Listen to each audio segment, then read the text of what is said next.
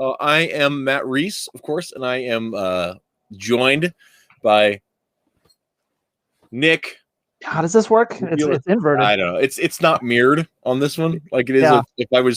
If I was doing the thing through like Zoom or whatever and like sharing it, that mirrors it, so it's like it doesn't intuitive. do it. It reverses the image. Yeah, exactly. Yeah, exactly. But this doesn't do it that way. This makes you see it like they see it. All those lucky people out there in the world. Ah, man, you just broke my brain on that idea. I'm not sure I can follow. Yeah, all the lucky people. So tonight, we're not here to interview Nick. No. Yeah, Evie is in the chat. Sup? Hi, Evie. How's it going? Brady Bunch logic. I like it. Yeah. But we will. I got it correct at the end. That's how I do, man. I just keep going until it's right. That's the way you gotta do it. That's how we homeschooled too. You know, our kids got 100% on everything because they just had to keep doing it until it was right. Hey, that's a good way to learn it. At first, you don't succeed. Try again. I do all the problems in the book and do them until they're correct. My kids are just like, That was my kid today. My wife looked like she was about to fall over. It was one of those days. My kids were like that. But then my oldest got a full ride scholarship to college. So yeah, I you can't beat that. Now who's whining, kid? Now, hey, it's the Twitlless. He has appeared, man. How's it going? What's up? Yeah, doing good. I'm doing good. Yourself? Yeah, so I'm good. I'm not good, but I'll fake it. Yeah, well, he's crying inside, deep inside. I'm dying inside. He is. You can see it on his face. His eyes are just dead. No, that's just my my usual soulless look. It's like, wait, that sounds like you're not in education, are you? Yes. As a matter of fact, I do work in education. We were just discussing education. So I had a terrible week this week in education. I'm sorry. I'm actually I don't know at one point if it would be a good time to talk about this. You're okay. Well, then we're good. No, but like it's so interesting because I have a perspective that a lot of people might find some people might find interesting, at least to laugh at. But I'm trying to figure out like when and how to like bring it up. But like I'm connected to an academic listserv for specifically for comic book scholars because I've done some work in that field. Work I'm not proud of. I'm kidding.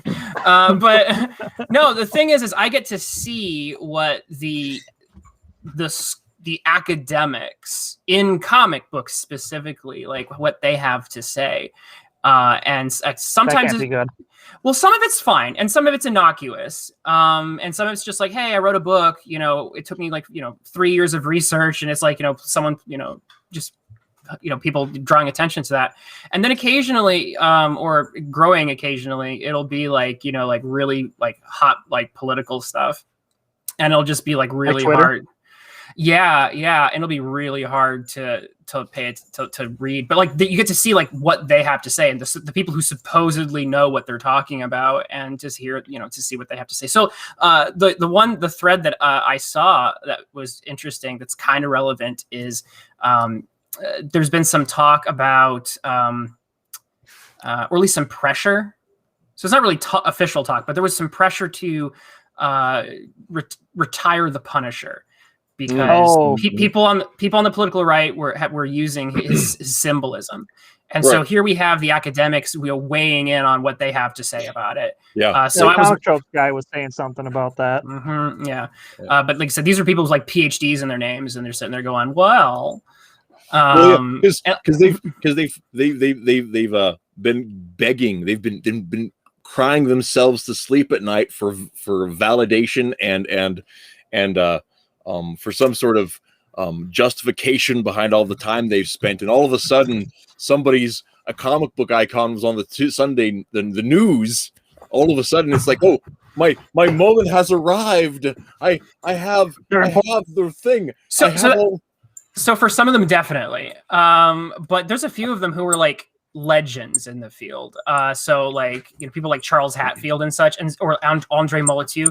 And so just to see, like, be able on a listserv with like a couple of those guys is really awesome. Because you can look up Andre. He has done, he actually does some art himself, but he does a lot of work in abstract.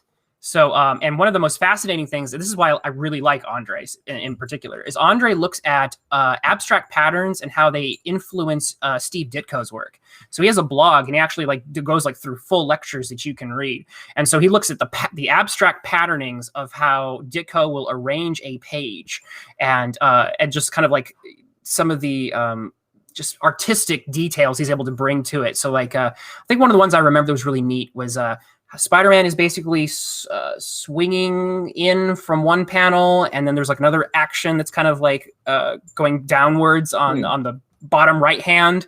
And so if you look at the abstract kind of like curve of an arcs of what you're looking at, it mirrors the sort of the narrative arc of what's happening on the page. So if Spider-Man is doing like really well in the fight, then I think at the swoosh needs to happen at a particular point. But if Green Goblin is, you know, kind of taking the upper hand, then things are going to kind of follow a different curve.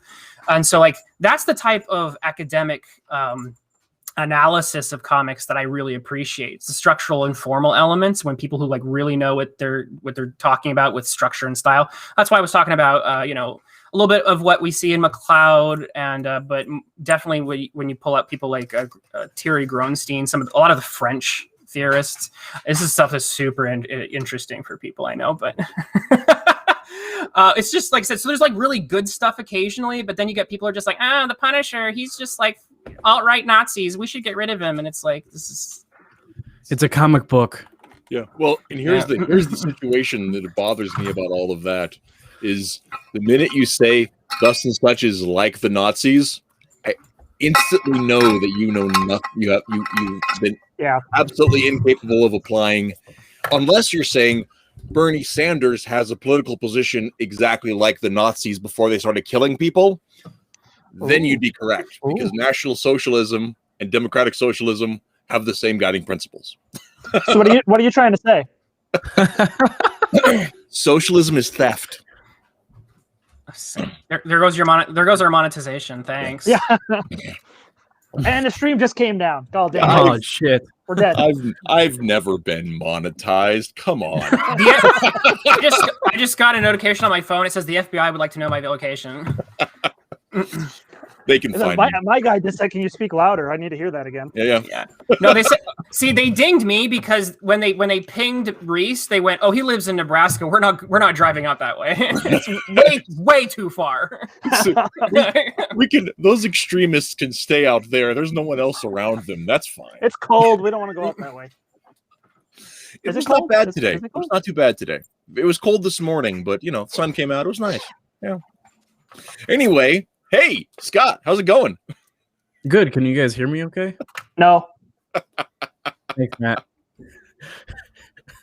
Thanks for being so kind. And then Nicholas just coming in and being Well, hey, I've been variant covered, by the way. It turned out great.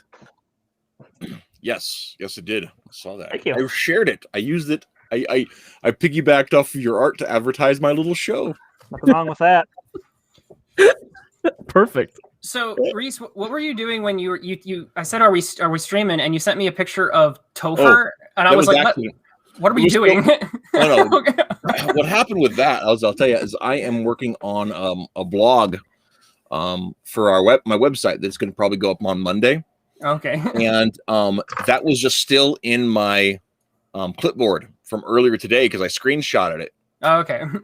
And I didn't mean to send that to you. I thought I was sending you the link to the show, but okay. I was just like, apparently that was still in my clipboard. So I hit Control V, and it was like, that's not what it's supposed to be. But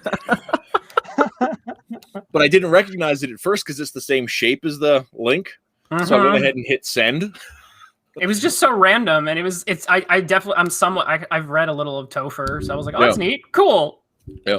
Yeah, I just actually went through and read the whole or it's on the adventure of Obadiah Oldbuck. Mm-hmm. And it's gonna be I'm gonna have it's gonna be a fun little blog. I'm excited for it. Yeah, yeah. He's considered to be one of the pioneers, if not one of the first actual comic creators, because of how he blended text and image there. Depending on how you define comic, right? That's the big thing. Mm-hmm. Because apparently I have a minority opinion on that. Uh-oh. Yeah. Well, it depends. That's good, isn't it? It Don't depends. you want to be the minority? You get more stuff. Yeah, this would just be credit. I'm sorry, was that a little too harsh? So we should totally have a stream of total academic discussions of comic book definition, and I'm sure everyone would love it. But the schools of thought, the big ones, a lot of people go with. I don't want to go too far on that. The one of the debates between. One of the debates is, if you insist, one of the debates is between a guy named Robert C. Harvey, and Scott McCloud, because Robert C. Harvey is it has to be. And this is also pulling from, I think, from the picture book theorists, who people like Perry Nolan. Picture books. Mm-hmm, yeah. I like pop-up books. Those are fun too. Yeah. Well, there's a whole branch of scholarship devoted to specifically to children's picture books and picture book theory in general. And again, structural stuff. And so some people say that in order for it to be, a comic or picture book or whatever, it has to have a blend of, you have to have images and you have to have text. And obviously McCloud takes issue with that because there's so many wordless comics. You don't need to have just words and image. And so so then McCloud pulls from Eisner and then says, well, it's focused on the sequence. Mm-hmm. Well, and the thing is, I think that's even too limiting too, because that would cut out all of Charles Adams' stuff. And if Charles Adams isn't comics, comics just don't exist, right? Well, so he lumps that as cartoons. I think he creates a separate territory for Bill Keane and so on. Yeah, and my part of my take on it is, I think sequential art. If we're talking about the art representing messaging, representing language, right, or relating to language. Calligraphic, what are those? Well, giving the kind of not necessarily what are those called? Hieroglyph, but in terms of looking at the bio tapestry. Yeah, but in terms of looking at how it works, because the idea is of sequential art is art that represents story, right? And so stories have beginning, middle, and ends, right? Sentences don't always have subjects and predicates. In terms of conversation, we can imply an awful lot with how we use language. So if we're using pictures in the same way we use language to give the same kind of messaging, then if you can, you look at a far side and where it begins, and you're looking at the middle and where it ends, because that's how well it's crafted. Well, then you automatically have a sequence built into it. So you might want to look into Gronstein. He calls it the impossible definition, and so he calls it interdependent images that have the dual. I'm trying to quote this properly. The dual nature of simultaneously being connected and separate is partially how he goes about it, and he's bringing the sort of French semiotics, into comics, which is really cool stuff. But that's not what we're here to talk about. So no. I'm gonna shut up. We might in a few weeks though. We'll have to talk about that elsewhere, because I was trying to rope one of my other buddies in here because we had a whole discussion on Twitter about because I think McCloud might be full of garbage, and he's not full of garbage. He's got some in there. Well, yeah, any good lie is mostly true. That's that's how it's a good one. I personally think he's got a lot of good things to say about structure. I think when he starts getting philosophical is when it's whatever, shut up. Yeah. I'll give you that. Anyway, that's not the point of today. The point of today is to talk about the flock. Oh yeah, what the flock's going on, guys? So Scott, awesome. Thanks for coming, man. And, it's been a while. We planned this last year. Then the Indiegogo kind of went downhill, but it's fine because I'm better prepared. I'm networking a lot better, and this time around, I'm gonna really do a lot better. And so you're ready to launch that. Is that next week after? It's launching on the 24th. Okay, 24th. So it's we got about, I think, what's that, 28 days? Three more weeks. 3 more weeks, yeah. Because I launched 2 days before you. Oh, okay, cool. Can you handle that? Yeah, I can. Can you? No. You can't handle the competition? No. Is this going to be like promo, like wrestling? We're going to have to tape each other? If it is, it's the most depressing promo I've ever seen. I don't know if I can beat you at the cage match next week. Listen here, brother. My comic book is going to be released February 24th, and it's going to be so successful, and you're not going to be able to catch up. Not the face, anywhere but the face. Yeah, not the face. This is the moneymaker. Wouldn't your hands be the moneymaker? What? Some of us use our mouths. I don't know about you, sir.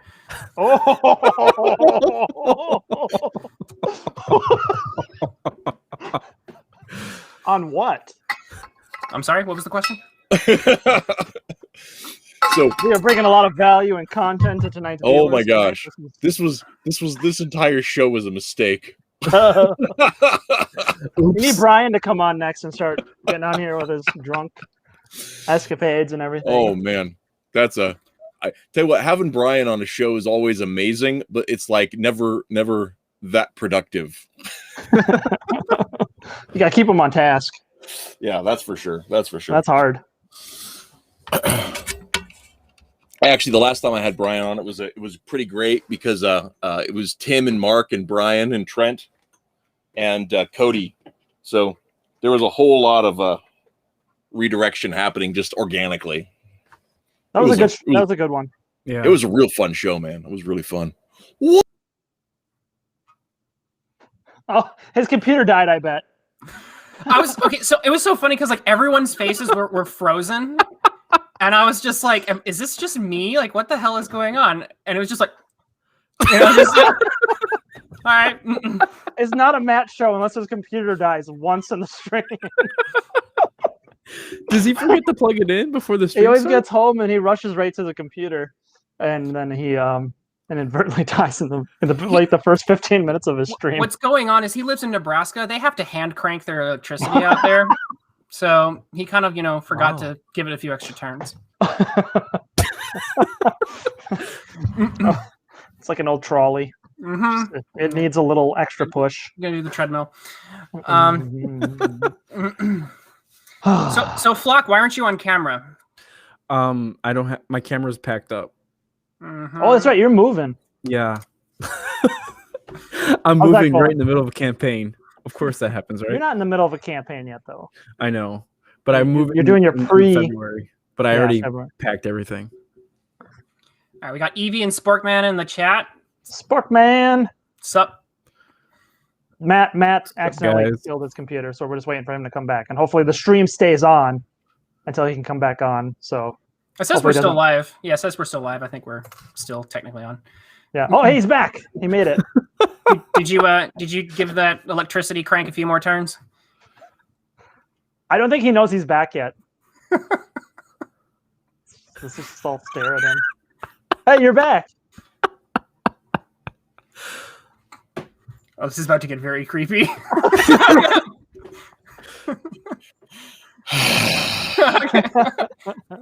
So my computer, I have nothing but issues with Restream. And Nicholas wins the bet. This is not Restream's fault. This is mine.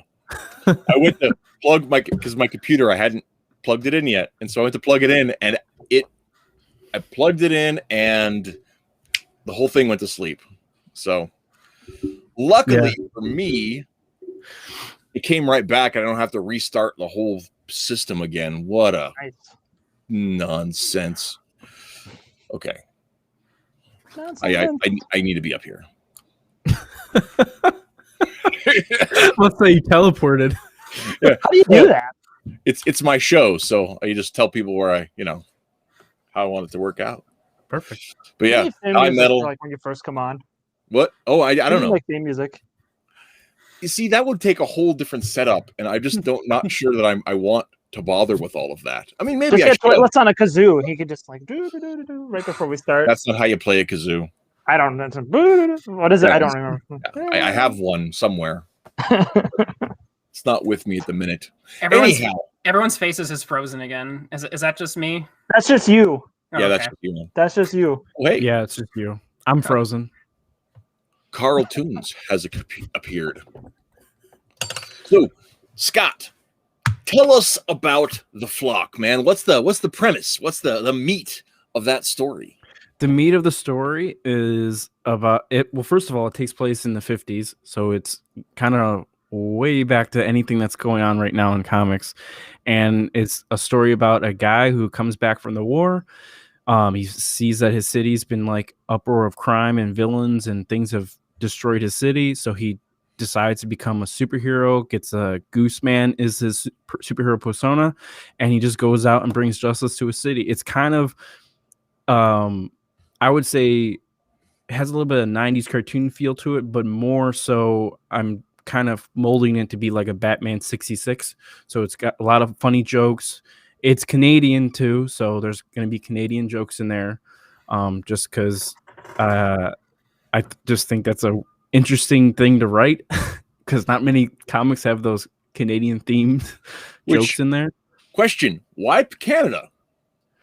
So it's really a prequel to an already created comic book called Canada Bear that my friend Paul Ferris and my brother Sean created. And my brother wrote it. Paul created the character when he was in college, and then my idea was to do a comic of my own because I would help them at cons and stuff locally. So then I just created The Flock, and then I decided to make it a prequel, so it's like in its own time, so there's no interaction with the Canada Bear like story as of yet. And then just go from there. Like I wanted to do my own thing, so that's why I went like a prequel. I thought a prequel would be a good idea because then I don't have to mess with continuity. So then they have to follow your lead. Basically, yeah. Basically, I pull a George Lucas. I can dig that.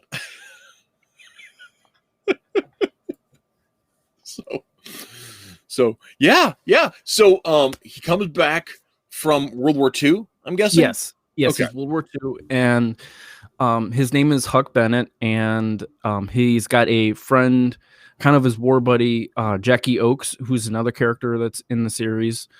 He's kind of like his muscle. So like, say if he's in like a, I can't take all these guys at once, he'll reach out to his buddy, hey, can you help me fight these guys and take them out? And Jackie's just the strongest guy in the city, so he doesn't put a superhero suit on. He just really doesn't care. If you can take him, you can take him, but most of the time everyone's too weak to even confront him. Hey, so can you one thing that that I would love to do you have it? Can you share screen and show us some preview or some things about from the work? So, yeah. While you're talking about, it would be great if while you're explaining some of these characters, you could show the characters to us. Yeah. Really, yeah. And then anything from the setting, yeah. Yeah, no problem. I've got a preview folder. And he does have the was it the first issue up on Global Comics, right, Scott? Yes, Global Comics is for free currently at the moment. Let's see. So if you want to get if this sounds interesting to you guys, he does have it up for free and on his Gumroad, I believe, as well. Yeah. So if you go to The Flock on Twitter or one of those things, right? Correct. If you go to Gumroad, you can download a PDF version. The Global Comics, I don't believe you can download. Yeah, because it's like a webtoon basically. You click on it and it's just there. Yeah, they have their own online platform there. Yeah. I actually have got several Ideal properties up there on Global Comics as well, which people should also check out. Yeah. Some are free, some are not. You should pay for the ones that you can. Exactly. I posted the link in the chat for the global comics if anyone wants to look at that. But here, let me bring this folder up. I have it on Google Drive. Let's see.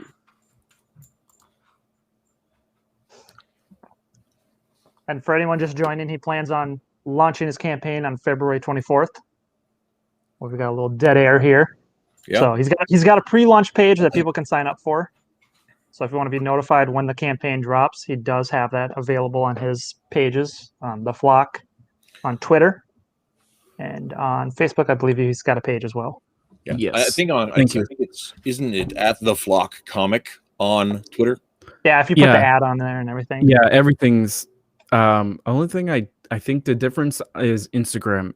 Facebook and Twitter, it's the same at The Flock Comic. Instagram, I couldn't do at The Flock Comic, so I put at The Flock Comics, so with an X instead of a C at the end. Mm-hmm. But I'm sharing the screen now. I don't know if it's showing. Here it is. Let me just turn that on. So this is cover 2 of issue. Okay, it's issue 2, of course, but it's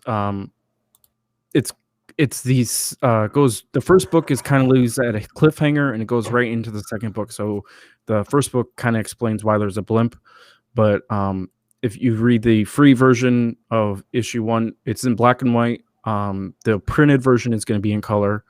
I love this style because I want the book to feel kind of Silver Age, Golden Age.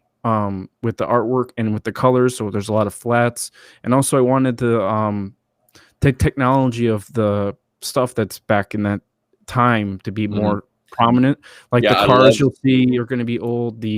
Of course, the jetpack is kind of iffy on time zone on when that would be even real. But hey, it's a comic book; it's for fun. But yeah, I actually love the blimp. Blimps are like airships are one of my favorite themes that I've never worked into anything. Just it hasn't fit for whatever reason, but I just love airships. So yeah, I do too. I actually had to do a lot of research on them because I was trying to find one that would fit that era, so that my artist, by the way, I haven't mentioned my artist is Gino Casamianto. He is he's from Indonesia, and I met him last year and on Facebook, and that's how we met and got things rolling. I'll talk more about him later, but when it comes to research, I had to research like the time zone. Like I didn't want to get a blimp that was like, hey, that didn't come out till the 70s and be like, oh, oops. Like I did a little bit of research, but I didn't, spend too much time. No, I went through this has been probably 15 years ago. And my wife loves to tell people about this. I went on a real tear, and I spent about 3 weeks reading about airships.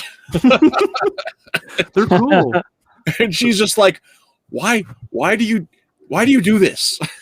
Well, I think it's cool because the weird thing where they would actually make deliveries to skyscrapers and stuff. Like that shit's insane. And just before World War II, and then for about 7 or 8 years after, there was actually the U.S. Navy had an airship corps, and it ended up being dissolved because they weren't stable enough.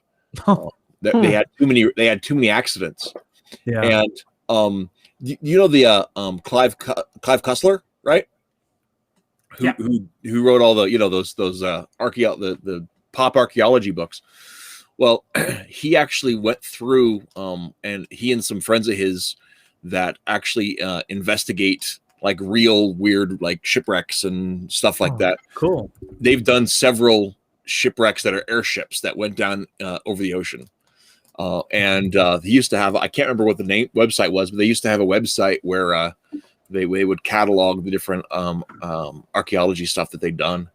And and it was pretty cool. But I can't remember it's the fake government agency from the books, and I can't remember what it's called. Numa, pretty sure.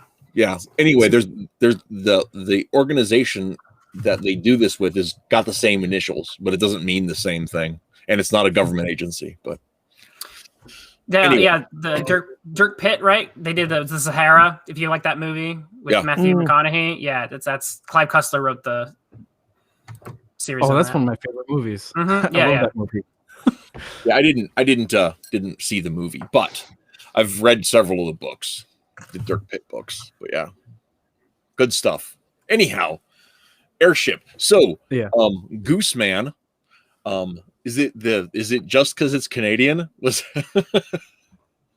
Well, I actually wrote them when I was at one of my previous jobs where I was on lunch. Funny story, I was on lunch and my car was surrounded by geese. So I was like, hell, I'll call him the Goose Man. And then I just created the story over after that.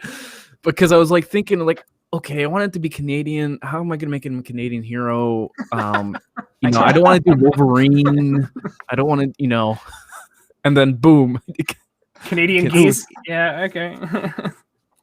Speaking of Canadian heroes, I just happened over by my desk today. I happen to have this black and white Canadian comic called Northgard That was cool. that I picked up out of a dollar bin, and it is black and white on the cheapest newsprint I've ever seen. It's like an old coloring book.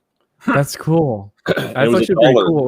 It was $1 for this much Canadian comic. This is one of the things I'm going to end up doing a review for the website when one of these days, but not today. Sick. What year is it? What does it say? Let's check it out because I looked it up, but I don't off recall. topic, but He's all like weird Canadian comics. Tell me more. Okay. Let's see. Originally printed in 84 through 86. This was printed in 89. oh, cool. So yeah. So this is the issue 2 cover. So this is the Canada Bear cover. This is the book that I was telling you guys about how my book is a prequel to. So it's basically a Right. So grizzly Canada bear Bear is just a bear. yeah, he's a bear superhero. It's as basic as you come. He gets radioactive and becomes, And self-aware. self-aware, and he's like a superhero. Not like as strong as Superman, but he's pretty strong, kind of like a Hulk with a cape. That's amazing. Because like when you're a self-aware bear with thumbs, you're like, well, what am I going to do now? Mm-hmm. I can't just eat all the salmon. Yeah, it's quite amazing. It's a really fun book. It's for young adults. Also, my book is for all ages. Okay. This book is for all young adults. My book's for all ages. Just so you guys know. I want to put that out there. So, side note: where is Canada Bear available? Is that going to be like a perk with your campaign, or is that just totally unrelated as far as? So you can get Canada Bear. It's also available on Global Comics. If you go to Global Comics, there's a the publisher page off the link that I sent you. It shows Canada Bear on there as well. And then you can also get it on. I think you'll be able to have it available at the end of my campaign on either a Gumroad store for the publisher, or I think they might be doing a Kickstarter. They're finishing up another campaign fulfillment, so they might have one at the end of April for issues 1 through 3 as well. Kind of the same deal I'm doing. Very cool. Very cool. And then, I don't know what I have next. Okay, I'm just laughing about that. That's amazing. It's just like it's like seriously the best thing ever. I know, it's funny. It's goofy, but it's cute. It's a cute story, and it's just the whole concept is fun. So here's the thing: is I gotta tell you, I thought that me pulling out the vintage Canadian comic was the best thing ever, and then you bring up Canada Bear. I'm just like, I resign. I feel like that was the best thing ever. It gets better. So wait until I tell you the story of issue 1 a little bit, just to give you some background. So this is Jackie Oakes. He's a lumberjack, burly, tough, guy. So he's his basically Huck's best friend and his muscle. So whenever he's in a bind, he's always going to call his best friend to help him out. So there's that. And then I got This is, of course, the Goose Man. Mhm. These aren't in color because these haven't been sent to the colorist just yet. I do have some pages that are they're not finished, but they are getting colored as well. Basically, in the whole comic book, I have issues 1 through 4 completed inked. Issues 1 through 3 are lettered, and then I have issue 1 and 2 flatted, and then I'll have issue 3 flatted at the end of this month. So basically, at the campaign launch, I'll have at least 80% of the book complete. So once the campaign is finished, I'll have everything ready to go to get fulfillment and sent to printer and get things rolling. So, which I'm really happy, because if I did the Indiegogo, I probably would have been still waiting to get things done. Having the Kickstarter launching in February, I can actually get everything out quicker. Yeah, it sounds like a good plan, frankly. So there's this guy, and then this guy's just one of the villains. So he's a member of the Purple Hood Gang, is the group of bad guys that he fights in the first 2 comics, and this is just one of the gang leaders. So is it their blimp? Yes. All right. Are they That's a Canadian? spoiler. Are they Canadian villains? Yes. Okay. They're Canadian villains. And the city that it's taking place in is called O City, like OH, like O Canada, but it's called O City. Oh my god. See, I had wondered. I had wondered if that had been like, what the nature of all that was. So Yeah. But does it have a French name that's also mandated as well? No, this isn't this isn't in Quebec. It's not in Quebec. It's in Ottawa or Saskatchewan or some other place in Canada. So Quebec, no, I do have to interrupt here. No problem. What does everyone else think of Quebec? Like, is Quebec just like your weird neighbor? Like, do you feel like you're going to another country when you go there? Scott doesn't live in Canada. Yeah, I don't live in Canada. Oh, sorry. Sorry. I should have said that at the He's in beginning. Ohio. Wait a second. This is like racially insensitive. You're getting canceled, sir. You have appropriated the culture of Canada. You need to pay for your cultural crimes. My crimes get better and better as we go. It's just like the advantage of America's hat. That's all it is. It's not that big a deal. America's hat. America's hat. You know how many Canadian flags are made in USA? All of them. Yeah. Oh, they make a bunch of China too. Let's not forget that. It's okay. I was gonna say all our flags are made in China, so it's okay. It's all It's all passed around. I'm from actually Cleveland, Ohio, so I'm close. I'm very close. I'm right across the lake. All right. I'm from South Carolina. I'm almost in Mexico. I'm in Wisconsin. Canada's like 3 hours away from me. I think, Twitlless, that I don't think you're closer to Mexico than I am. Probably not. Wait. Because I'm further north, but we're... Yeah, that's a good point. Yeah, it's a straight shot for us, just straight south. I mean, Mexico's kind of big. It's a country, but... Yeah. Anyway. Man, you learn so much on this channel. I know. I don't know that I want to race. I don't want to do a Smokey and the Bandit race to Mexico to see who gets to Juarez faster. But I think I might. Anyway, I think Ichthus just canceled me. I'm sorry, guys. I might have to go. You are very canceled. You're very canceled. Very Go canceled. woke or get broke. he's getting broke isn't the same as going broke. I think you just threatened your life.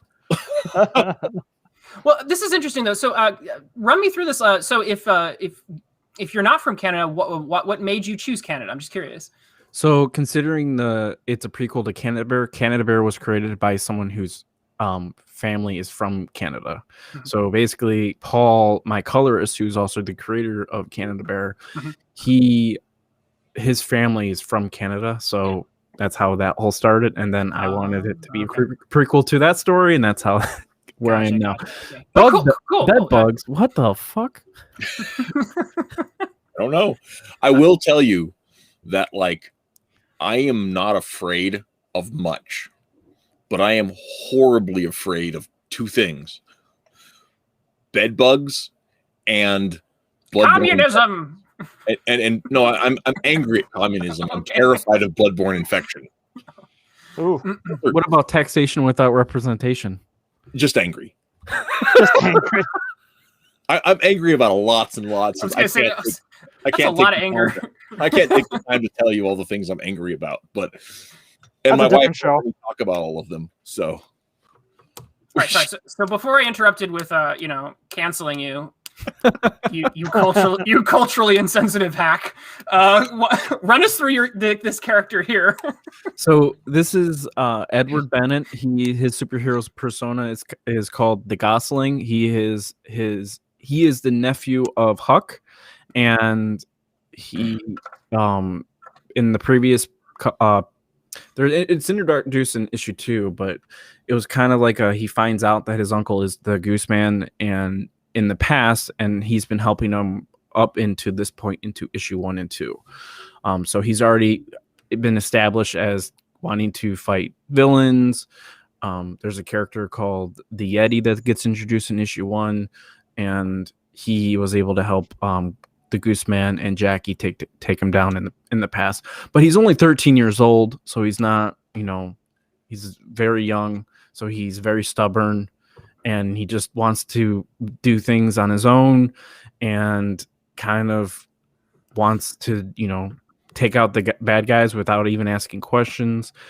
So the big problem with Gooseman and Huck, he doesn't want his son, Edward Gosling, to basically have that job. He wants him to have a normal life, be a kid, go around and get canceled or do a what? What do you type? I can't even read that. it's get canceled, do it danceled. Oh, canceled. Oh, okay. But anyway, yeah, he's kind of like a That's kind of good. Robin-ish type of character. But he's more he doesn't live with Edward. He doesn't, live in a mansion with a man by himself, So I got to ask you, because when I saw Gosling, the first thing I thought of was Goslin from Darkwing Duck, which immediately, I think has some parallels. Is that a potential No. point of reference? Okay, just curious. There isn't. I just thought of it being, a younger goose. What are your opinions on Darkwing Duck? You will be judged on this question. I like it. Okay, there you go. You pass. That was a tough one. It was a tough one. Whew. Man, Twitlless with the tough questions. I tell you, Look, I canceled again there. I won't tell you what I think.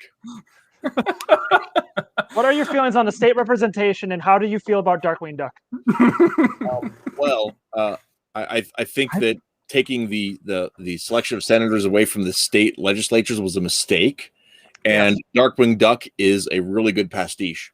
Yes, especially his proto villains that have sort of like that robot one that has like the one wheel. I always wondered like what's the deal with that. That's a hero. That's a hero. That's a hero. See, that's been a while. That's Gizmo Duck. That's Gizmo. Gizmo. He's from DuckTales.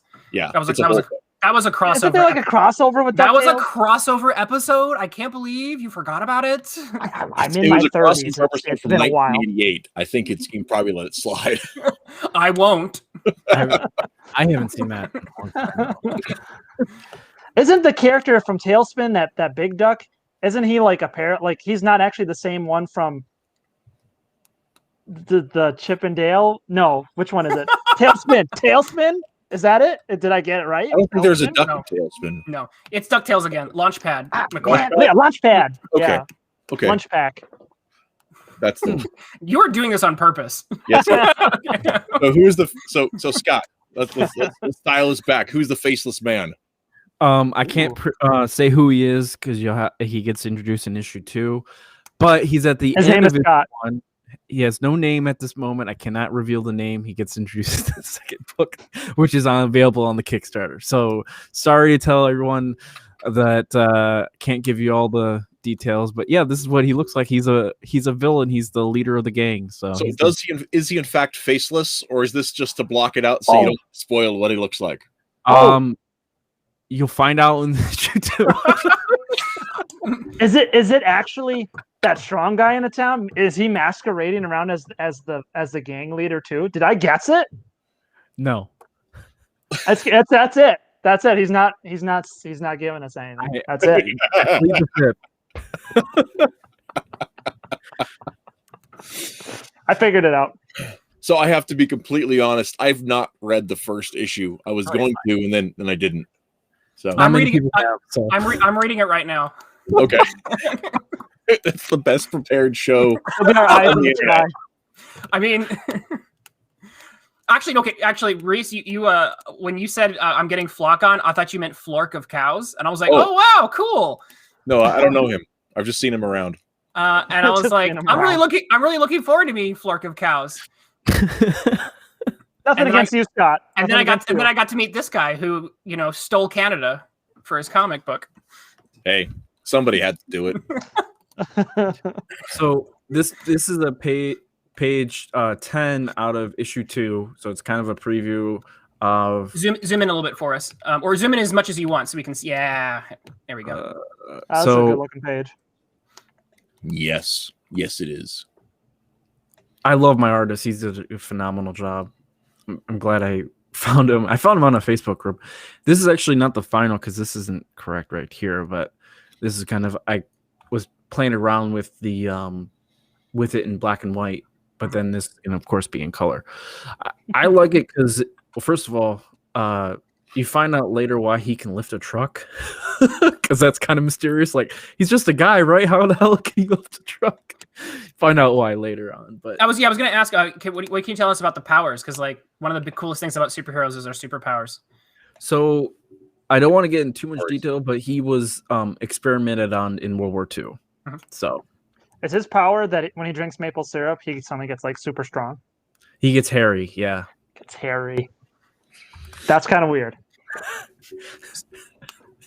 Weird. So I have a question. When Gooseman walks, how would you describe how he walks? Well, he doesn't waddle. But does he? Does he do? I think Nicholas knows where I'm going with this. Oh, yeah. Does he do a particular type of gait? Stepping? Is there a particular type of step that he makes? I'm trying to get you canceled again. No. Like the third time today. Fall for it, Scott. No, listen, he doesn't work for the DNC, okay? Just let me know. What? Anyway, yeah. So the other thing is that also the rocket pack. Is that something that like he's developed himself, or did he buy one at the corner store? What's the story with the jetpack? Because those are awesome. So he actually, when him and Jackie Oakes, it gets more in detail, of course, in the comic. I don't want to give too much of detail before it gets released, but they're both, they both served in the Devil's Brigade, which is the original special forces unit that served with U.S. and Canadian forces in Italy in World War II. Yeah, the first special operations force. Yeah, so when they retired, Huck was still in contact with some of his buddies, and some of his buddies got in contact with the Canadian government, and so he was able to pull some strings and get some equipment that was, tested and not tested, and they weren't using it, and he just kind of took it. And why not? Yeah. It's got a little bit of a Rocketeer kind of vibe to it, so a little bit of there. But he knew the people that he took it from. He didn't just take it. Yeah. Well, actually, somebody, I think it was may have been Carl earlier mentioned that he thought it felt kind of Rocketeer-y, which I think I love that whole aesthetic. I love the old diesel punk thing. Anytime you get compared to the Rocketeer, it's a compliment. I don't think I've ever seen a comparison to the Rocketeer that is not a compliment. Well, no, I mean, I think the movie Joe Johnston's Rocketeer, possibly the best superhero movie ever. I would say for story, yes. I think if they were to make it today with that story and didn't change the script, didn't change the act, like I don't know. Yeah. Maybe not. They'll probably put humor in it where there's no need to be humor, like it was fart gags and shit. It was perfect. I mean, it was just It had all the jokes were in the right place. They weren't jokes to be jokes. They were jokes because people are genuinely humorous in it. Mhm. The costuming was on point. Everything. The like. Oh my! I loved it.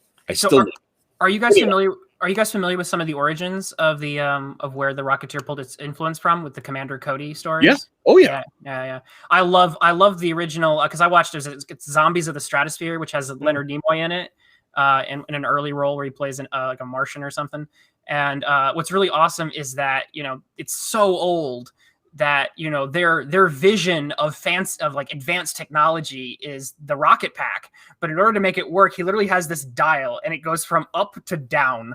And so when he's flying through the air and he wants to go up, he just cranks that thing to up and he flies into the air. And when he wants to come down, he cranks the knob to down.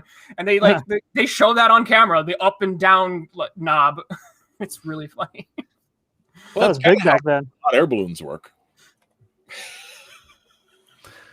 So, giving also an idea, like the comic book itself, the series, a lot of my inspirations recently with writing is, of course, Batman the Animated Series, just for like the type of style of what the stories are with the hero and the sidekick.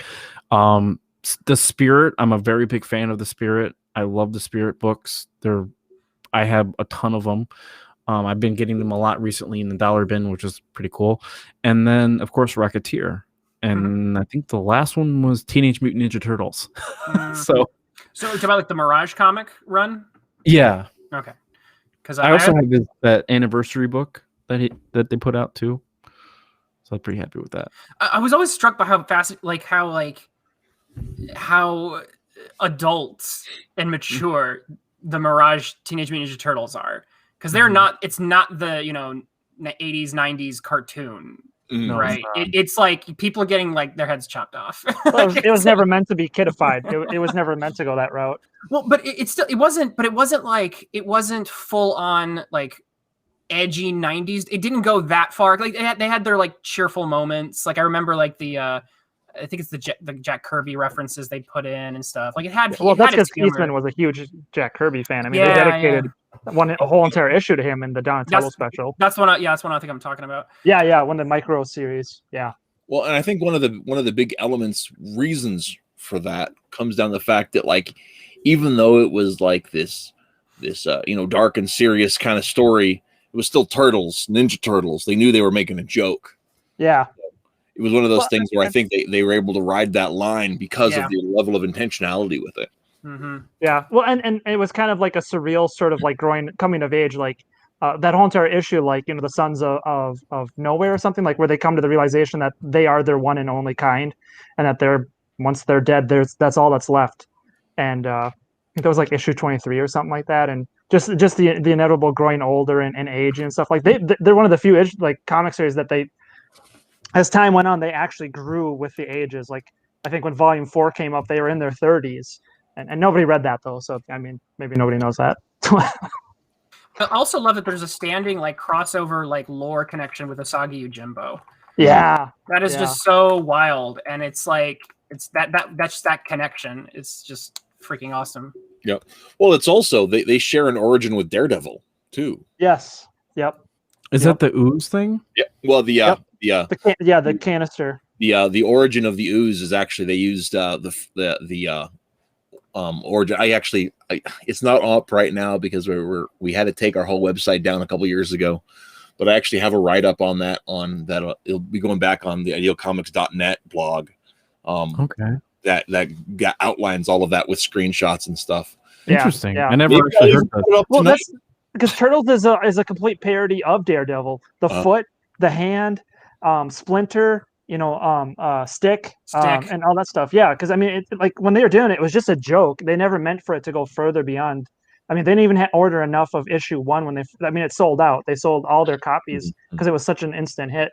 Which I'm sure we all wish we had that sort of problem on our hands. Like, oh man, I sold out of everything. Yeah, that would be great. Holy cow! I got an animated series. Holy cow! All right, so let's back to the flux. So you're showing this awesome page here.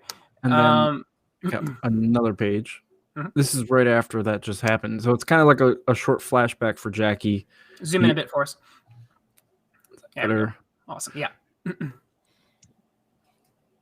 So he has like a short flashback after helping the girl here, and then goes back to helping him. Whatever. He realized what's so. As you can see, this guy covered in this goo right here. There's a little bit of a spoiler. In issue 2, the city gets bombarded by maple syrup because it's getting shot out by the blimp. So airship. So yeah. So that's why they're helping all these people, because syrup is going everywhere. It's a sticky situation. It's a sticky situation. It's a syrup assault. Exactly. Oh man. So any crossovers in the works with Tyler's chefs at all? You know what? It was funny because I created this and then I got things rolling, and then I didn't. He posted about chefs after I already had issues 1 and 2 pretty much done, and I'm like, wow, that would have been so funny to have like Miss Maple in the background or something, just like doing something with the syrup. Yeah, that'd be funny. We have yeah, I think it's also a total side note. I think it's really funny. The more like indie creators you get around, you just find these weird like what's that word? There's a word for it. Just alignments of influences. Mm-hmm. They have like just similar things they end up with in that. So like, you know, Big Feet. There's lots of Bigfoot projects that kind of cropped up at the same time, and And then Cholulu, that Cholulu sort of big monster thing. Yeah. There was like 3 of those that popped up out of nowhere. Yeah. So if you can, show us a color shot if you got, or a color preview of some.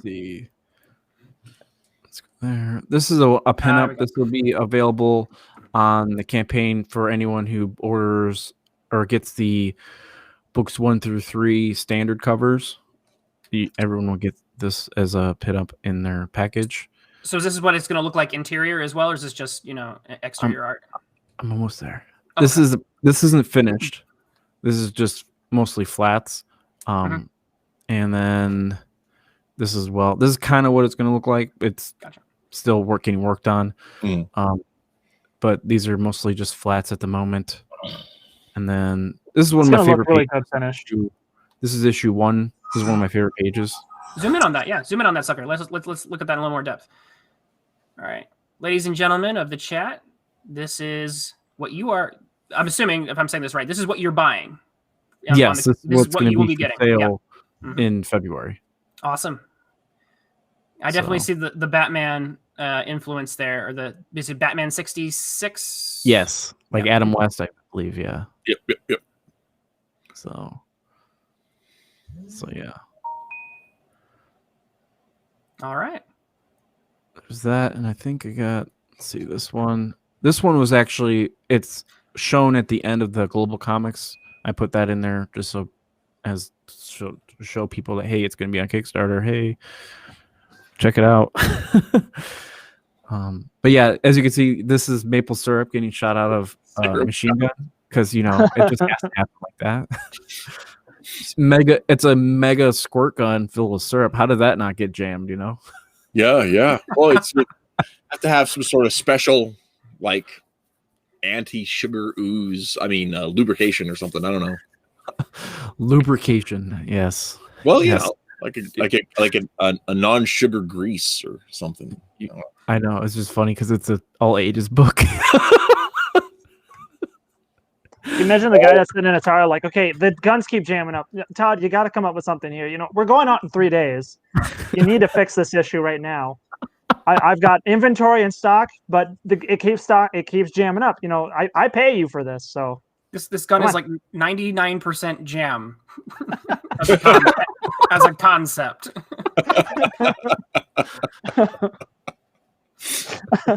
So there's this page, and then I believe this is the variant cover by Nice. Can't zoom out. I can't zoom out. Anyway, this is by Mike Belcher. This is cover, I believe this is cover B, variant cover B that's going to be available on the Kickstarter. Mike's a pretty cool guy. He's on Twitter. I think he's just Mike Belcher 1, I believe, and then on Facebook as well.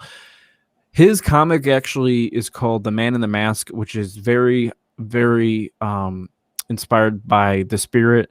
And his comic takes place exactly the same time zone as mine, so it kind of fits perfectly where he created my characters and just put them into his,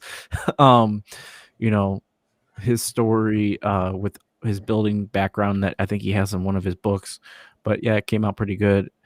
The funny thing with him though is like he knocked this entire thing in one day. I messaged him late at night at like 9, and then the next day at like 4 or 5 he sent this over. I was like, holy shit.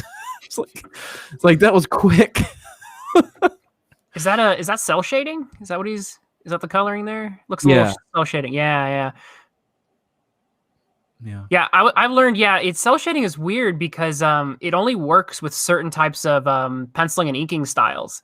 I tried it with my comic and it looks terrible. But like there's like this weird like magical blend. It seems that where cell shading works. If you use less shadows and use the cell shading as a means to be that sort of blend, kind of like think of like how like Production IG for anime, how they kind of do that. Like you want the way that it forms the shapes, basically, is what cell shading should do. Is it should form the shapes of your object or the thing that you're going for. Buddy da. No, it's just so fascinating because like a coloring style, I ended up trying. I tried cell shading on it, or I had a colorist try cell shading. It looked like coloring book level, and I was like, oh, this looks terrible. And then a coloring style, and it looked instantly like 1,000% better. So it's just really fascinating how those rendering choices make such a huge difference. Well, yeah, it can make or break an item. Yeah. Well, I think, and for my sake too, I mean, like I really like the old school ink work in a lot of stuff. I think cell shading is really cool too. But there's so many like so much color that's being done, especially in your your mainstream comics, is just so heavily rendered and is so computerized. Well, and so many of them don't understand light and shadows. Like they'll add like 3 to 4 different light sources that aren't even there. Well, I mean, even then, it just distracts from the line work. You know? That's one of the things that I really like to have is I like letting the line work shine a little bit. So I went. I had Carlos Rodriguez did a story for me earlier this year with Rapunzel, and with my hair manipulating character Rapunzel, and I went through and colored it with just flat colors, and he said, what was your, why did you do the flat coloring? And I said I did it this way because I really wanted your line work to pop out, because he's got that heavy wood cut look to his art that I just love. So this is a preview of the actual Kickstarter page. So I'll go through, show you guys this as well. The video on here, I don't think it'll work on Restream. I've tried it in the past. I don't know why it won't work, but I guess the audio won't come through. I don't know why. But if you click on that, it's the same video. I believe I have it on my Twitter page as well, and I think I posted it on a post on Global Comics. All it is, there's no words. It's just the comic trailer. It's a minute long. It goes through different pages, and then it shows it in color and progress and how we're going on the campaign. It's just a basic trailer, so nothing really spectacular. The thumbnail here is going to be the issue 3 cover, which I'll show below. But this guy right here, quick rundown, he's called the Mountain Man, and he hates technology. That is all the detail you get. So your grandpa. Exactly. So I've actually, this is my first time having a Kickstarter, so I kind of went into a little bit of the details of what the book is, and then I basically everything down below is just all covers. So this is issue 1 cover. This is the original cover. It's by Matthew Critchfield. He graduated with Paul Ferris at school, so they're art friends. And he did the art, and Paul did the coloring. Paul actually kind of designed like what it should look like, and then Matt drew it. So I like Matt's artwork. He did the original Canada Bear. So at the very beginnings, that's issue 1. Then of course you guys saw issue 2 cover, and then this is issue 3 cover. There's that one, and then I think I want to get into the variants because we just saw this one. I believe this, yeah, this is one we just saw, and then we go down here. This is actually someone in the chat. This is Ichthis's cover. He did a variant cover for the Kickstarter. That looks really nice. He did everything, colored it, drew it, inked it, everything. So pretty badass. And I'm excited because I want to see him get some work, and I hope he gets a gig from, people seeing this. So there's that. And then this is the Joel Souza, I believe. I might be butchering his name. I think you're saying it right. But each of these variant covers, I have them labeled of which one, cover C, cover D, whatever. Each one, when you're on the campaign, if you click on it, it'll go to their Twitter account, so you can able to contact that person if you like their artwork and would like to, commission them for future stuff. Nice. Most of them post what their commission rates are, so that's why I kind of kept their links on there so people can reach out to them as well. So there's that one. I like this one because it's so basic and it's pretty cool. I love the way he's just rocketing up into the sky and look kind of Bruce Timm and Darwin Cook feel to it. So I really like that. Those are one of my favorite artists. So with the long term, do you have you've got 3 issues that are ready to go? Are you working on writing even more than that, or what are your plans for the flock? My plan is to make the flock until I don't want to do it anymore. And at this point, I just want to keep going, and I have a good artist relationship, so we're gonna keep going through. I think the plan is after this campaign, I'll do a second campaign for issues 4 through 6, or maybe 4 through 7. I don't know how many I'll have by then, but maybe 4 through 6, and then issues 1 through 3 will be available as a volume. So I won't do reprints of floppies and at post issue this campaign, and then that'll probably be the same kind of story going on and on until I'm done making comics for the flock. But I think I'll probably do spin-offs with the characters for maybe young adults for different, so I can do a little bit more adult-centered themes, not being, because this book is all ages, I don't want to get into some details that I can't really do for an all ages book. So, but yeah, my plan is at this moment 7 books as a season type of series, and then I'll go into the next season after that, and until I don't want to do it anymore. But really, I don't have an end. I have an end story goal, but I don't have an end in sight as to how many books I want to do. Okay. Well, that was my next question too. Is if you had the story mapped out as far as big picture story. I have an outline. I have each book has basically a title, and I already put what I want in that book, and it's stretched out for several books.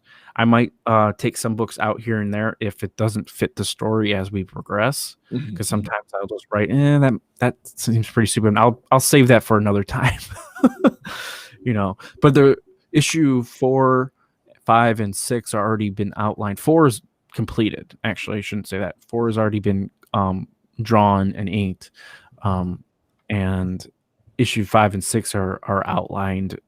5 script is on final draft, so I'm going pretty quick. Mainly because I had already issues 1 through 3 scripted and ready to go last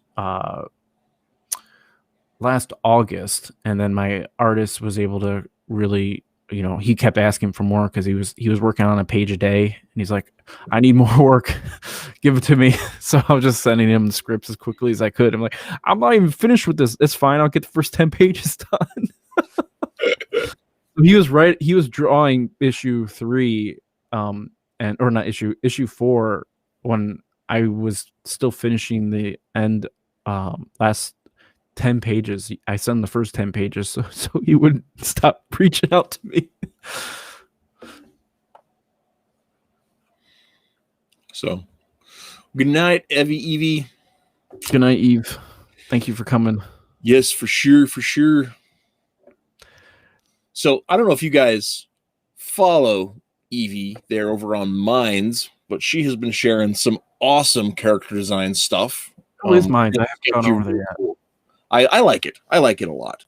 I think I'm not sure. I'm really leaning toward killing my Twitter and just using the Ideal Comics Twitter to post links and stuff. Because I think I might be sick of it all. Yeah. It seems like a lot of people have been forced to leave Twitter. Basically doing the same thing I'm doing on Twitter. Yeah. Posting updates and stuff. Yeah, and mine's, I mean, like I have I manage 3 Twitter accounts, so and only 2 of them I use regularly, but yeah, I'm kind of leaning that way. I like mine's format a lot. It's starting to get more people on it, which means that we're starting to get some more traction with as far as actually having interactions with folks. But nice. But I like the format better. One of the fun things about Minds is that people are encouraged to mark their stuff not safe for work if it is. Okay, that's smart. So the really nice thing about it is I can scroll Minds in my living room with my kids hanging around and not, be surprised when one of my friends shares an NSFW pic, because I have friends that do all kinds of art. Yeah, so it's nice to have, or it's nice to have some warning ahead of time. So, yeah, that is a good warning. my kids are older, but I still don't want, it's not like they're like, Dad, what are you looking at? I'm not looking at it. It's just on the screen. Yeah, I think it's really hard to explain really quick. Yeah, that's very hard to explain when they get older. You said this was wrong. It is, and I'm not trying to do it. Yeah. I'm just doing what Dad did. So I like that feature in Minds a lot. So nice. I'll have to check it out. I just haven't had time to work on or getting another social media. I'm bad enough as it is posting on Instagram. Instagram's a tough one. That one's really tough. It's not organic growth anymore. You gotta really you gotta spend some time on it, and even then it might not work for you. It's ad based now, so it's not like Twitter where you can just kind of meet people and they'll follow you to it. Instagram really likes to suppress you so that it forces you to buy. It's a mess. Well, and the thing I don't like about Instagram is that in order to share pictures, you have to use your phone, or a tablet, and I do everything on my laptop. So it's like, I heard you can do it on your laptop now. I heard you can do desktop. Not really. If you can know how to do it through Chrome, there's a way to do it, but it's not perfect. As if you go through the developer tools, but it still has a few things missing that your phone would necessarily have, but it's possible. It's just it's not the greatest. Interesting. That's just really stupid that they don't have it available for desktop. But the next variant cover is done by the wonderful Nicholas Mueller. This is the one that you shared earlier. The colors came out great by Dan Olvera, and the cover is a crossover cover with Violet, Niobe, and the Gooseman. And it's two out of 3 Canadians. I know. Represent. Yep. 2 chicks and a dude. Also true, but not in that ratio. Not in the same way. So now I'm seeing intersecting Venn diagrams in my mind. If you notice, the picture has a V shape, so your eye goes from here to there. I hadn't noticed that. Composition. And now the last thing, this was made by Pete. Pete 11717 on Twitch. He did a pinup of Jackie Oakes cutting some wood. This will be available for free to the first 20 backers of the campaign. and then available as a poster add-on. So Nice. I don't have posted on this preview. I'm still having the what's it called, the stretch goals, but I'm working on that on separately. So yeah, any questions? Yeah. So you said Any it. questions? I do. So you said it in the 50s, right? Yes. How far in the past is that compared to Canadian Bear? Canada. Oh, that's a good question. Canada Bear starts in the 90s. Okay. And this series starts in 1957. So has Gooseman been at it for a spell then, huh? he's been at it for I think I have it written down, but yeah, he's been at it for a while. He's been kind of controlling the city's crime for quite a bit, and now he's starting to see like a lot of people come out of the woodwork and trying to challenge his rule of the city in a way. His rule of the skies. So so do you have, is it like a full alternate history, or does it just like, World War II, things are different? I follow history to an extent. I do have certain events happen later on in the series.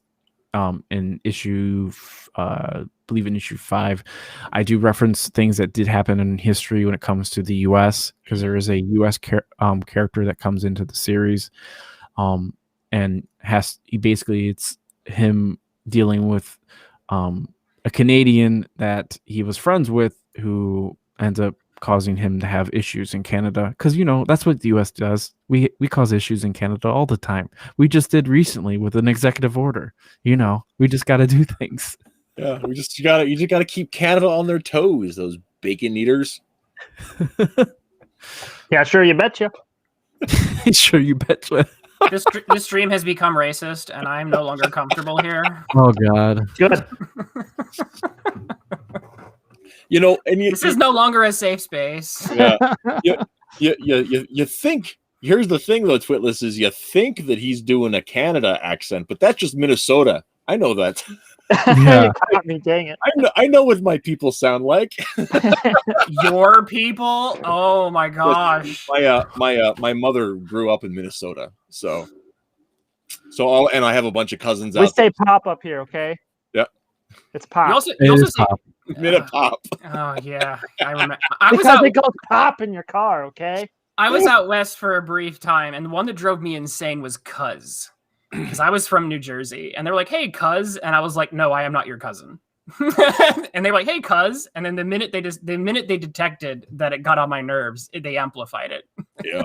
I about lost my mind. Yeah. Where was that? Gordon, Nebraska. Oh, really? Mm-hmm. I think maybe they were just trying to give you crap, because that's not something I hear a lot. Yeah, I don't hear that ever. There's no cuz out here in Ohio. Well, there was in Gordon. It could be. Interesting. I used to know some folk down in Arkansas that would use that pretty freely, but who knows? Maybe the folk you were staying with out in Gordon their family was from the South and they'd migrated up, because that happens, So, but anyway, Thank you for sharing. Awesome.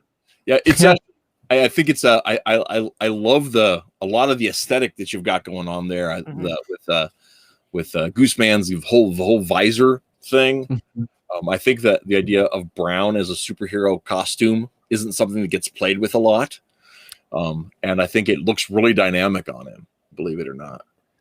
Well, the funny thing is with that colors, he pops more on the page because everything else is different, style and color. So he really stands out more. So that's kind of the direction we went. The coloring is done by Paul Ferris, the creator of Canada Bear I mentioned earlier. He's the one that kind of designed the colors. I kind of had an idea of what I wanted. I wanted it to be darker and not too dark to being kind of like Batman, but I didn't really want it to go that direction because I didn't want it to be too much look like that. So he played around with it, and this was I thought it looked pretty cool at this these shading and these color choices. Yeah, it really stands out. It's got a fun palette. Yeah, that's the word I was looking for earlier. So, you open on the 23rd, and what are you asking? And could you have them for issues 1, issue 2, issue 3, or is it all 3 or nothing? Or how are you going to set your tiers up? So I have my tiers ready to go. It's actually the 24th, not the 23rd. So it's gonna be on the 24th. It's okay. So I Can't have see you now, Matt. I'll have it. I have all the packages ready. So the Gosling package is going to be $12, and it's a PDF versions of 1 through 3. So that one gets sent out pretty much the end of the campaign. I have the variants. Each variant cover I have is going to be it's going to be for sale for $12, and they're all limited runs, so they're only 75 of each. And each of the $12 is plus shipping. I think I rounded up shipping to around $5 or $6. Because if you do a lot of the add-ons, the books are pretty thick. So, and then for worldwide, I think I'm probably going to lose money anyway on. So I just put it at a number that I think reasonable with the post office.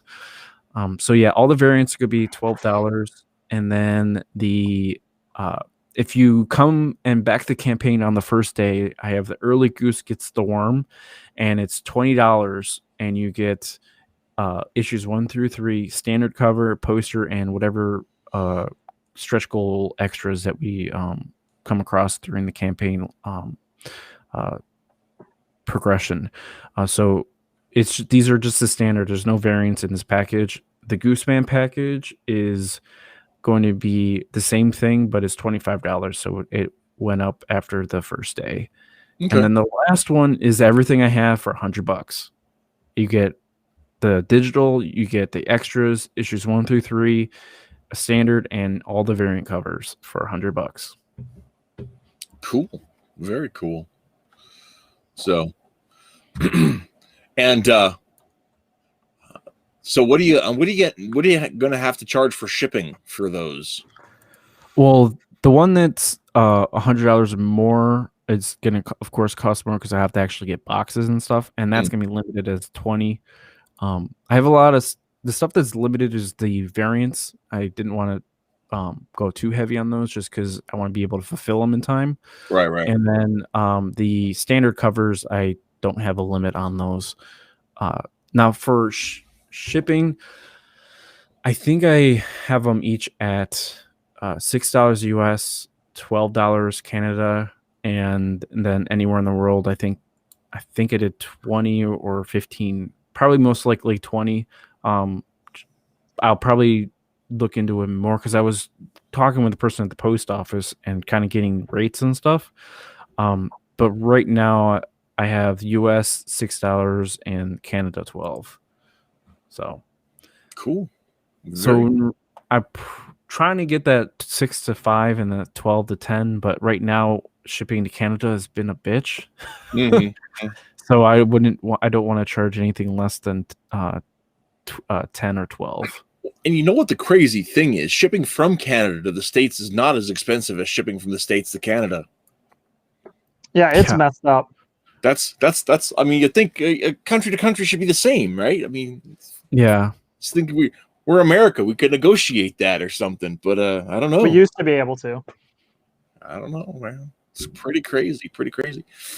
Yeah. Now, after last week, maybe they won't let anything in. Yeah. Who knows? But I also demand they take Justin Bieber back. So we'll see how that works out. Baby, baby, baby. Oh, stop it, or I'll mute you.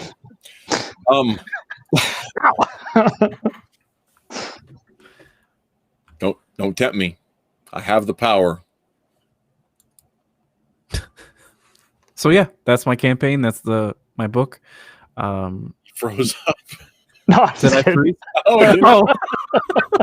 It's just like I really muted him, but that shouldn't have stopped the signal.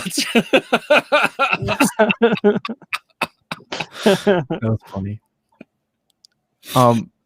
I will also be doing a kind of like a launch party on the 24th on Ichthus's channel. You guys are more than welcome to come by and say hello and and come out and hang out with us. That's what he said. Check it out. Awesome. Yeah. That's perfect. Come on, stop it. Okay. They just updated the tools here. Mhm. This happened. This is the most obnoxious thing. I can't even remember who it was. I had somebody in the chat and I accidentally blocked them from commenting on my channel. Oh, From Restream. I hit the wrong button. And I don't even remember who it was. I can't remember if I got him unblocked or not now. And I have forgotten entirely. Oh, God. I don't know if I got it or not. I don't even know where to look for that kind of thing. Anyway, so hopefully it's not somebody who's been trying to comment all night and why does nobody answer my questions? I don't even get it. Man, Rhys sucks, which is true. That is an accurate statement. So I've never actually used Restream. This is the first time I've actually been on one. Yeah. Well, theoretically, I don't know if it actually. I guess I could look. I'm on Facebook right now on another tab. So theoretically, it's streaming to Facebook and Twitch, but I'm not sure if it is. We'll see. I didn't see it on Facebook. It doesn't look It's like supposed to be on Facebook. Yeah. So it didn't. And I haven't logged in my Twitch in a while. But anyway. So I'm going to post in the chat really quick. The sign up page for the Kickstarter is live. So I'll put that in the chat for people. Click on that as well. Which is the best. So let's see. So before we go, of course, you'll have and when I get around to this, Scott, I will go ahead and put that in the description of the video. For the people that come back and watch the replay tomorrow, because they do get a few people that come do that every week. Cool. And I'll make sure that it goes in the description there so people can check it out. Before we go, does anybody else want to pitch their projects? Because I know, Twitlless, you've got news. Yeah. Give me a second. I'll pull some stuff up. So Nick should go first. First. He's been working the whole stream. He can share something, right? Oh man.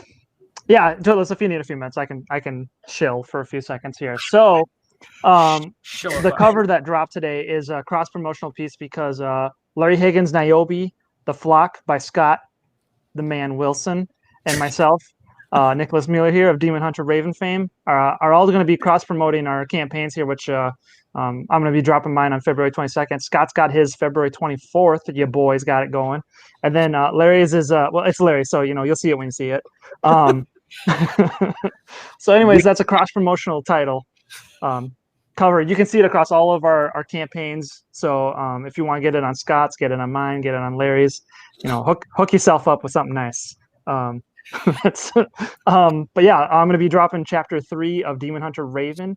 It's going to be in a trade paperback format. Now that we might be getting a distribution deal, single issues will be in comic shops, supposedly. So still ironing out little bits of the details there. But yeah, it's going to be kind of a cool deal, and we'll see what happens. How much more time do you need, Twitlless? I think I'm just... Oh, okay. I'll add a little bit here while we're waiting too. So when I started off the Flock, I actually sold it in comic book shops in the Cleveland, Ohio area. So I was in about 5 stores. I did a first print run in just black and white. I didn't do any color, and it did pretty well. I mean, we sold it for about $5 a pop, and did pretty decent. It was my favorite thing is getting it in the area, getting some people's eyes on it. This was before I did any campaign or anything, so a really short print run. And what's available on my Gumroad store, which I'll send you a link to it, Matt, is the original print runs of issues 1 and 2 in black and white. So they're limited. I'm not doing it in black and white ever in floppies. These are the original ones that were printed. So yeah, I started in black and white as well. I mean, it's a good way to get your feet in the ground and just to get people invested in the story, because I think there's 2 different types of Kickstarters. You've got the ones where they're just all about the variant covers and selling you on like the cover, and I mean, a lot of people don't even buy the book, then they don't care what's on the inside. But then you've got the ones that are like trying to put out content, like they want people to read their stuff, and I feel like sometimes that's a harder sale. or harder sell to make. So I think for people that are trying to sell their product based upon just reading it and investing in the long-term goal, I think that's a bigger uphill battle than a lot of people anticipate. And because you're invested in so much more than just simply marketing a cover, and nothing against the people that are doing covers. Like, don't get me wrong, that's a whole entire another marketing and sales strategy that, they're making money.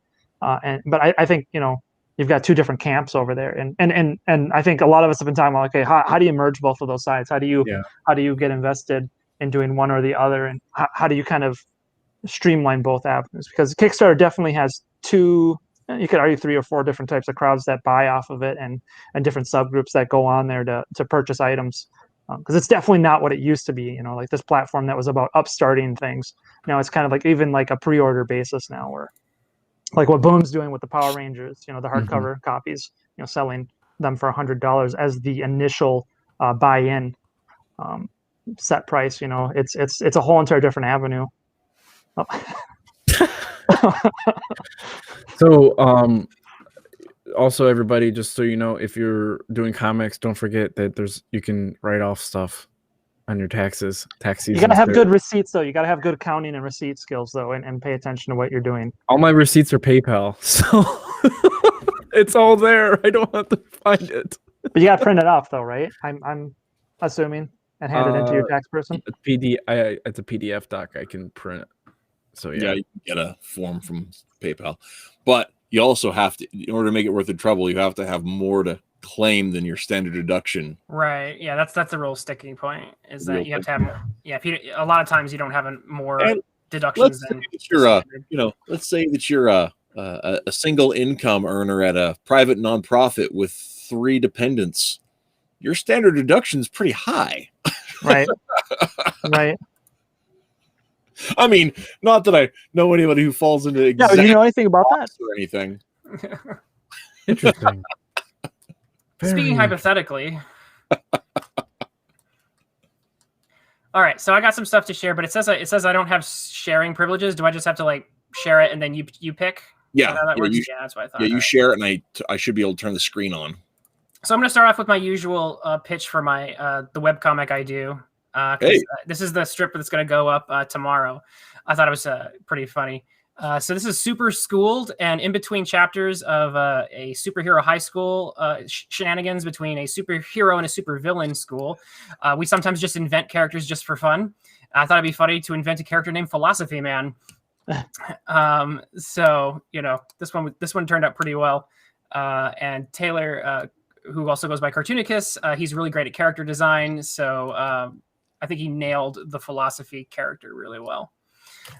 So we update this superschool.com twice a week for the past 4 years. There's 400 plus strips up there now. So there's quite a bit of content for you guys to read. It's all for free, which is probably why no one reads it. But if I charged for it, I'd probably get more readers. But check it out or don't. And so there's that. And then actually the project that I'm really excited about, I'm really excited about Super School too, but the project that I'm super excited currently to share, let me wait, hold on. I think I have to do it this way. Yeah. Is boom. So this is, and I probably need to zoom out a little bit so you guys can see this, but this is the Adventures of Omega Girl. Oh, that was the thing you just posted. Was it yesterday? Oh, cool. That one image? Yep. So this is it's really great to meet you, Scott, because this is a bit of a classic throwback in some ways as well. And I'm just having fun with it as well. So a lot of what you were saying, I was jiving on the same frequency, as it were. We were vibrating together. Oh gosh. Well, that's awkward.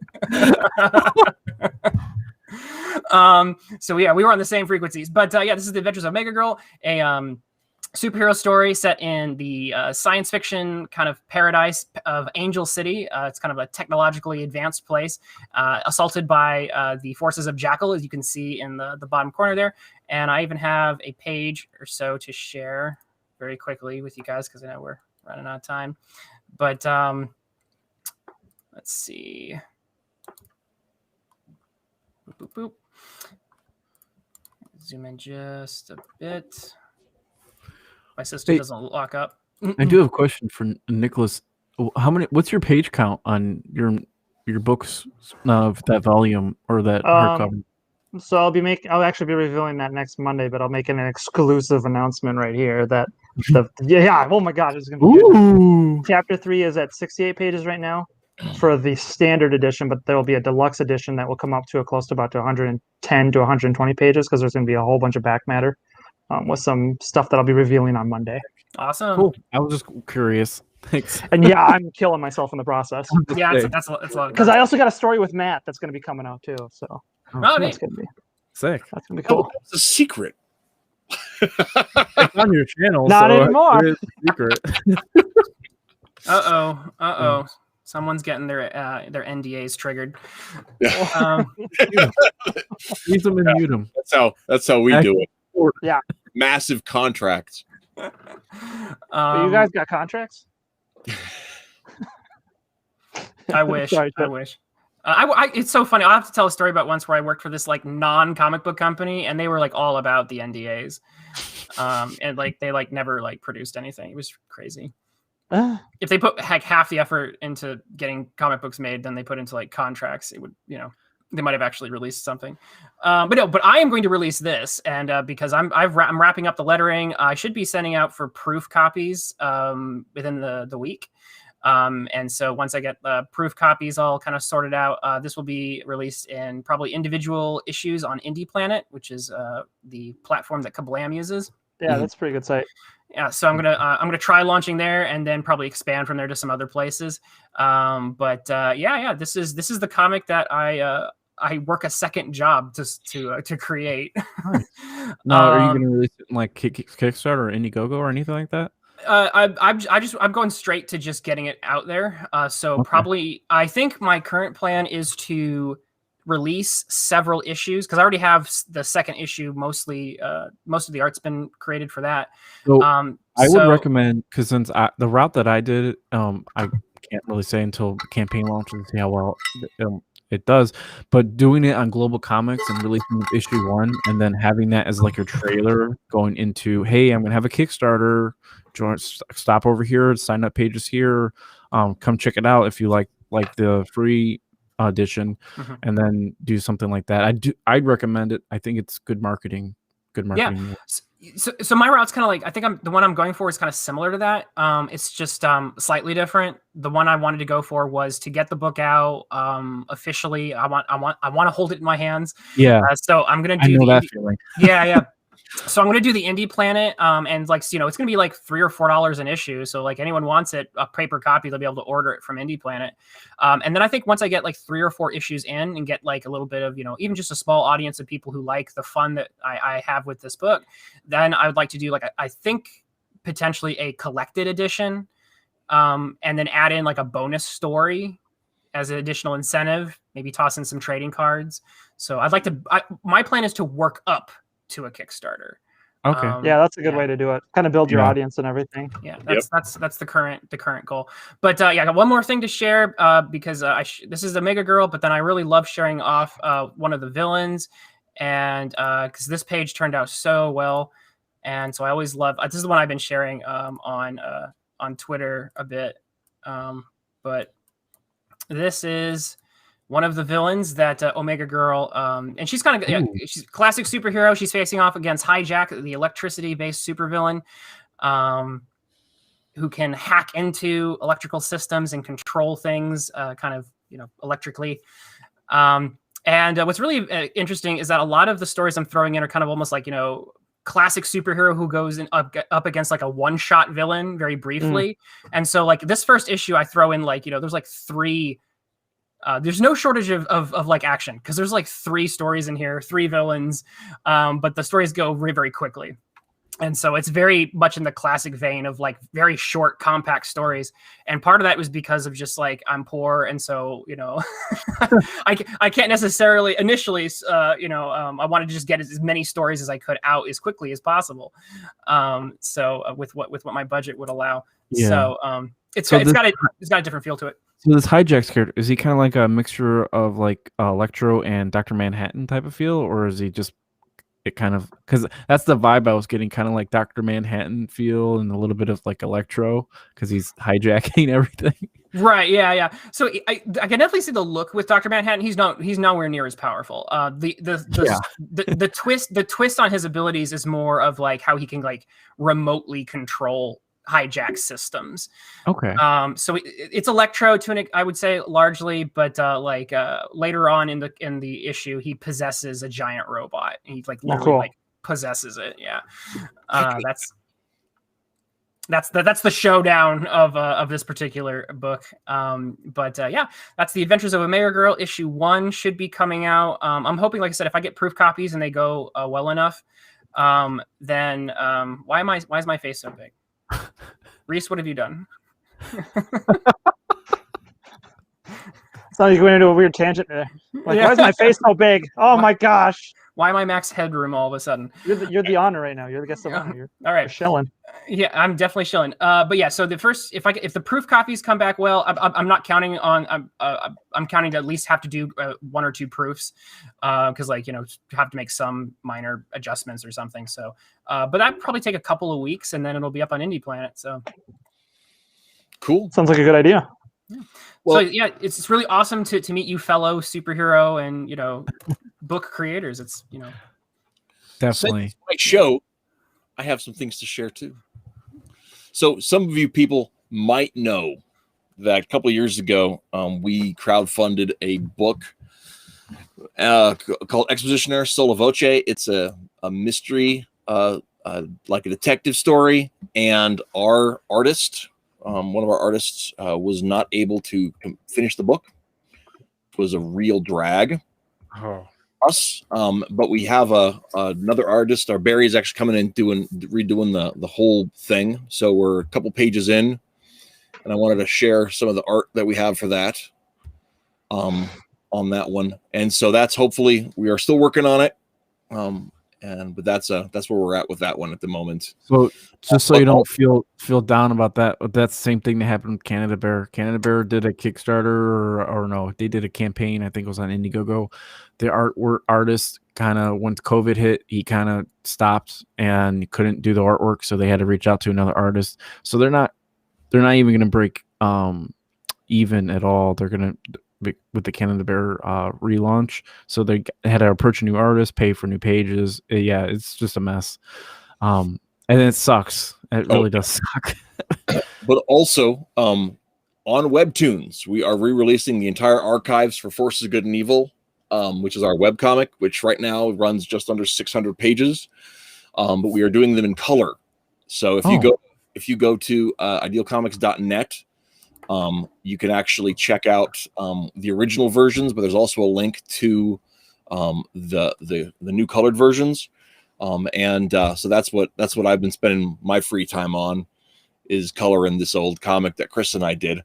And this is actually Chris and my our original company founders way back, and this was 2006 that we drew this up with. And neither of us are artists, so it looks like, well, like you might expect, but I still the color adds so much to the thing, and if you are really interested, you can check it out. But this particular story, it's the 5th story in that the continuity of that particular book, and it drops tomorrow morning at like 8. The first half of this 5th story. And so that's the thing is, and the other thing I wanted to go ahead and share is our global comics. Where did it go? Okay, hang on. I've got to pick the right thing.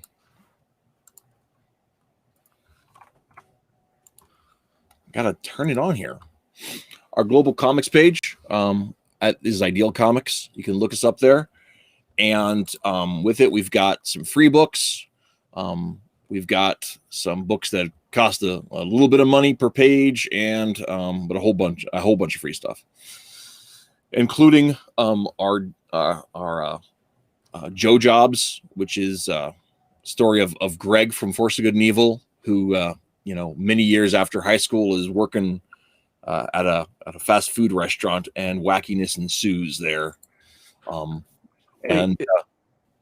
Is that Lady Day of Shallots? Is that, I remember you mentioning that on a Tyler stream, or something like that. Free. So, okay, that's one of the ones that you can check out. That is free. It's 9 pages. The art, actually, I'm really tickled with it.